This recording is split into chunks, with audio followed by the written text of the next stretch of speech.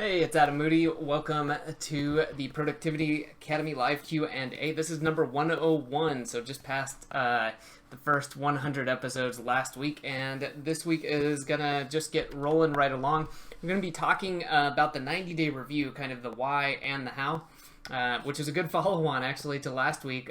For episode 100, we were talking about, after 100 episodes, what's something that I've noticed a lot of, what do I still think is the most important, and it was mostly dealing with the daily review, and again the how and the why. And it actually popped up on my calendar. I had a reminder that the end of this week is my 90-day review and kind of planning cycle. So I was like, oh, this is perfect follow on. So good happenstance there. But anyways, real quick, if you're watching this live, go ahead. You can ask any additional questions. I'll answer those as time allows. If you're catching the replay or just checking this out on YouTube, thanks for watching. You can stay up to date by hitting the subscribe button. You can also come join us in the free Facebook group. You can find the link below. You do have to answer some really tough questions like, are you into productivity and time management and automation, and a couple others. Just want to make sure that we got a group of people who are focused on the same things and interested and want to help each other out. So with that said, let's get into it. Let me close down one of these screens. It's kind of weird looking at myself talking for so long, but yeah, the big thing I wanted to talk about is the 90-day review. And this got started actually, I can't think exactly when, been doing it for several years now. And a lot of journals, a lot of planning cycles work out of 90-day cycles. And you might say, well, that's just maybe the way it happened. But I think it came down naturally, right? It's out of, you've got a year, it breaks up into quarters, that's 90 days or 12 weeks. And it also works just kind of on the human time scale, because I think we can all look at this and say, we've all had year-long plans. Sometimes we hit them, a lot of times we don't, or you don't take action on them until the last minute, or you start and stop. And, for me, I totally agree with this statement. I forget again where I read it, but just talking about a year being a really hard time to plan. You can certainly set some goals, but your actionable goals can't be that long. You can't say, I'm going to double sales in a year. That is going to be so hard for you to actually plan out and get to. Whereas if you say, I'm going to, I did 30 sales calls, I'm going to do 50 in the next 90 days, and I'm looking for this sort of a conversion, and then here's the 3 things that I'm going to do every day to make sure I hit those. And 90 days is long enough where you can set some really good goals that show you good growth, in whatever they are. Again, whether it's some sort of sales, whether it's like weight loss, again, anything. But it's not long enough that you just totally lose track. And it helps to remind yourself, of course, about these goals and what you've done. But 90 days, again, is not so long that you can lose focus super easily. I'm not going to say I've never done that. But again, it's that sweet spot where a lot of people feel that they can set goals that they're really proud of, that they feel like they're stretching to reach. But then they don't get, either lose motivation or get off focus. But the other part of that is actually coming into this, and instead of just saying, okay, 90 days is up, let's set some new goals, right? What we want to do is actually have some sort of a process that we can use to then look at our goals and to help ourselves with these longer time periods. So again, at the beginning, I mentioned talking about a daily review, and this is really good. And once you get that habit down, you should look at maybe backing it out to longer and longer time scales. So maybe the week, the month, and the first real big one in my mind is the 90-day, and doing a 90-day review. Hey, how did that last 90 days go? Did I hit those goals? Yes or no? Just being honest with yourself. What did I accomplish in these 90 days? What went really well for me? And I'm going to go into detail on some more of this. But doing this on a 90-day scale so that you can still keep in your mind, what has happened. So you're not looking back at an entire year and trying to do this. So that when you do sit down and do a year review, you've already got, those previous 3 quarters, and then you fill in the last one, and then you can go back and review it. And that's kind of how you can help yourself then do a yearly review, which would otherwise be really difficult. Most of us can't remember the details of things that long, or we'd certainly forget certain areas. So what I want to do now is actually share the screen with you and just show you the simple document that I have. I believe I started this in just in my calendar, and I've recently moved into Notion literally today because I'm going to be doing my planning tomorrow. So nothing fancy, but let's just walk through it here. Okay, so here is Notion. It's just a simple page right now. I thought about taking my Google Docs and making them potentially into tables, but I was like, that's going to be overkill right now. I just want to make it something I can use, and I can link to this Notion page from my calendar so that I get that reminder to do my planning every 90 days, and then I just come in here. So I've just got it laid out real simple. Hey, Adam, review your journal. I use the Best Self Journal. You can use whatever you want, of course, but I just do a quick skim through. Just to start reminding myself, hey, what did I tell myself went well each day? Do I see recurring themes? What didn't go well? And, was there projects or things that I noted? Just, a quick glance. I just kind of flip through the pages, do a quick scan, and just to get it in my head what I've been doing the last 90 days, a reminder, and just kind of see those patterns. And then I add to the issues and wins list. I'm not going to spend time opening this stuff up. It's real simple. It's just a table with the left side is what are wins, and then on the right side is issues, and just adding to that based off of my journal and things that I've added or that come to mind. So over the past 90 days, an example would be, I set up a new schedule for going to the gym, and I kept to that. I set myself a goal of 80% or better of the days making it that I had arranged to do it.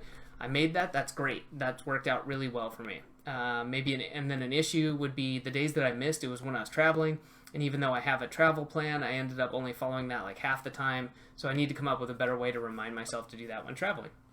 Just stuff like that, where you're off the top of your head and by review of your journal or whatever it is you use, can be great. And it could be obviously project related, could be personal, could be business. It's everything. Just pop it in there.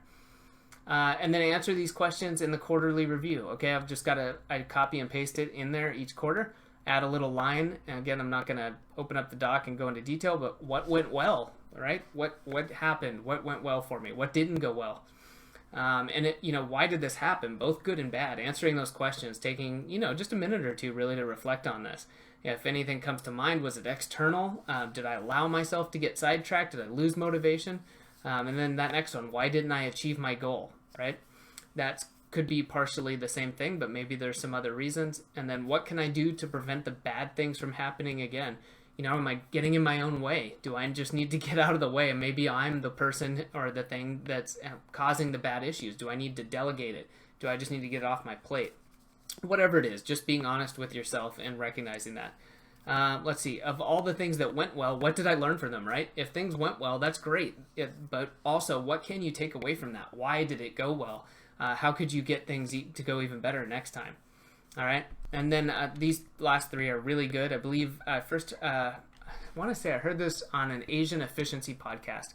It was really good. But what should I stop doing? All right. Is there anything that's impeding me that I should just stop doing? And I recognize that. What should I keep doing on a regular basis? Because again, it's how can I continue to be more successful? Well, what should I keep doing that's doing that? And then what should I start doing? Is there anything that I've learned that maybe somebody else has talked about that I see is getting them great results and I want to get those same results? Maybe I should start doing that. And then just in general, what can I do to make the next quarter better? For me, that's kind of a summary, right? It's just taking all of those things and kind of summarizing that and saying, hey, out of all this stuff I just wrote down and shared with myself about the last quarter, what is it that, I can do to make this next 90 days great before I go and set my goals? Okay, you can add any extra notes, of course, and then brainstorm your major goals for the next quarter. All right, this is for myself going into the Best Self Journal, or it will once I have them. So, review your issues list and your quarterly notes. What is it that you need to fix, or things you want to work on, things you want to conquer, goals, whatever it is, big projects. And then focus down to 3 or less. I suggest using a copy of the Focus Finder, and I'll include a link to that. That's publicly available. The details for using it, if you want to go grab the foundation or the 14-day productivity challenge, that'll walk through that. But this thing is super handy, and it's just a way for you to kind of self-evaluate, get that stuff out of your head and list all the things that you're thinking, like, I should be working on this and doing that and doing this. And inevitably, when we come up with like, okay, next 90 days, I'm going to do these 10 things. It's like, nope, cut it down. Give yourself a little scoring sheet, which is what this is. How excited are you about it? What's the short-term ROI? What's the long-term ROI? Calculates it out, and then it just helps to see those numbers and say, oh, those are the things that I actually think I should be doing. And so you can narrow it down from there and say, okay, clearly there's 2 or 3 things here that I'm really interested in. Maybe you come up with 5 and you kind of do it again and narrow it down. All right.